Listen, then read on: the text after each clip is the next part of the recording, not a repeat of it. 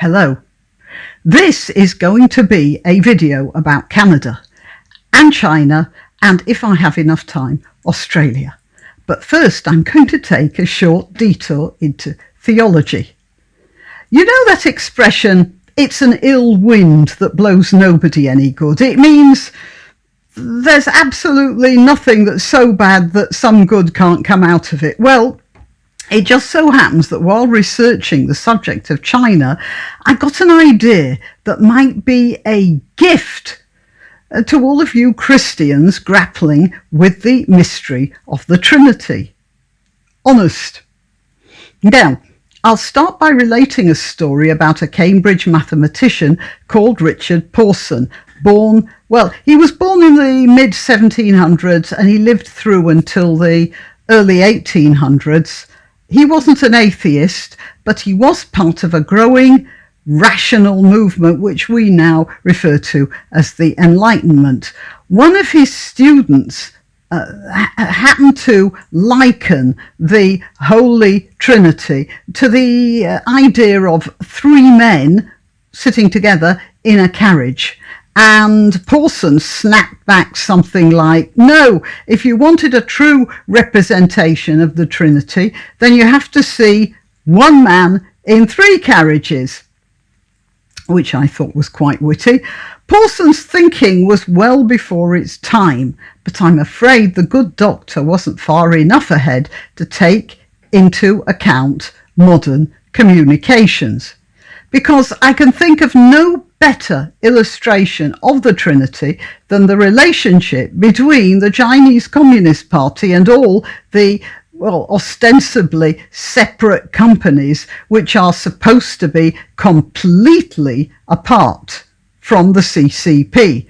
And we all know they bloody well aren't. Does anyone for a split second believe that Huawei and the China's state construction, an engineering company, and the Dongfeng Motor Group, does anyone think they're not part of the Chinese government? And this isn't just a matter of those three, of course. Before I started making this video, I took a quick look at Forbes, and that showed a list of the biggest publicly traded international companies. I found 25 Chinese ones right at the top. Obviously, there are more, but, life is short. So, there you have it, folks. If you ever have to, explain the Trinity to your puzzled fellow congregants, just point to China, which, considering that the CCP is an atheist organisation, is a bit ironic, really. Now, on to Canada, or rather, on to the novel coronavirus which came to visit and overstayed its welcome. It's killed hundreds of thousands of people, and it's caused misery and poverty and stunted opportunities to far many more, and altogether I wish it had not happened. On the other hand, in a counterintuitive sort of way, it might have saved the West. Just look at what it's kicked up.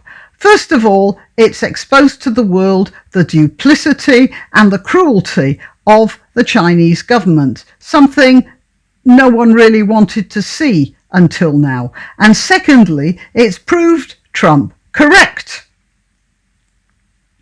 which has annoyed the Democrats really, really muchly, and that's a true bonus. And thirdly, and this is especially for you guys in Canada, it's turned Trudeau into an anti-China activist.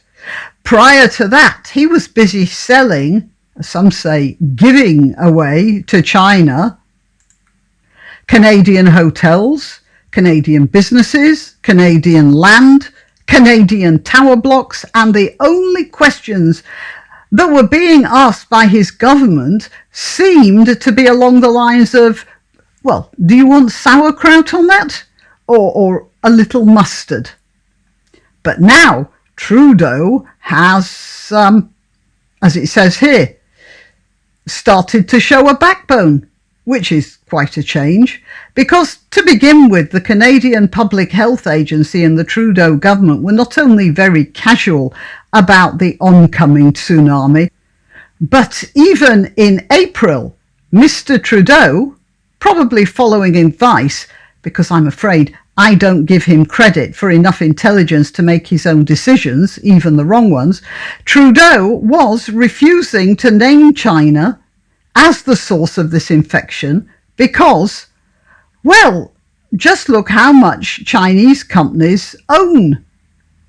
Now, when I say Chinese companies, I must make one thing clear. This isn't solely a problem for Canada. Australia, let's get the Australian ones up. Australia is having problems too. Australia just about gave the port of Darwin to the Chinese. And I have to say, I'm seriously worried about what might happen if Australia decides it wants Darwin back. Because China isn't going to give it up without a fight. And the question is, what would the nature of the fight be? Anyway, back to Canada. You see, now that France and Britain and Germany and the U.S.A, gosh, even Brazil are all asking questions about COVID-19, Trudeau has finally started asking questions as well. Here we are. Oh, China.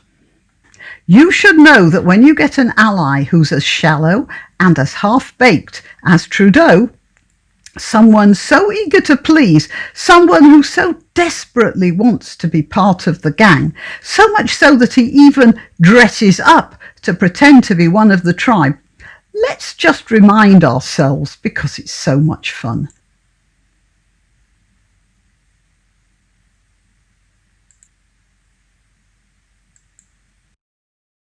Well, somebody like that, he may be in your gang for a while, but when he finds another gang, he'll be off with them quicker than you could say Benedict Arnold.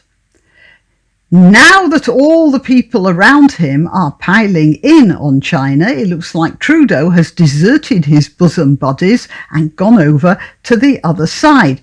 So you see, there's not an ill wind, but that it doesn't blow a little good. It just might have saved Canada. As for Australia, well, we're out of the EU. And we're free to buy as much Australian beef as they're willing to sell us.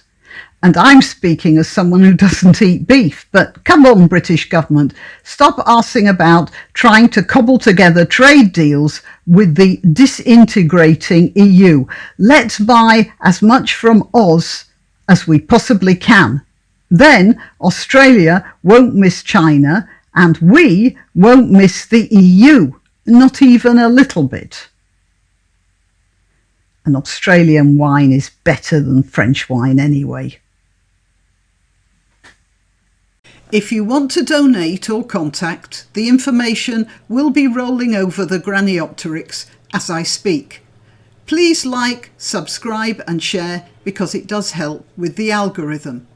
If you visit my channel on YouTube and one day discover that I've disappeared without warning, you'll still find me on Bitchute or Minds.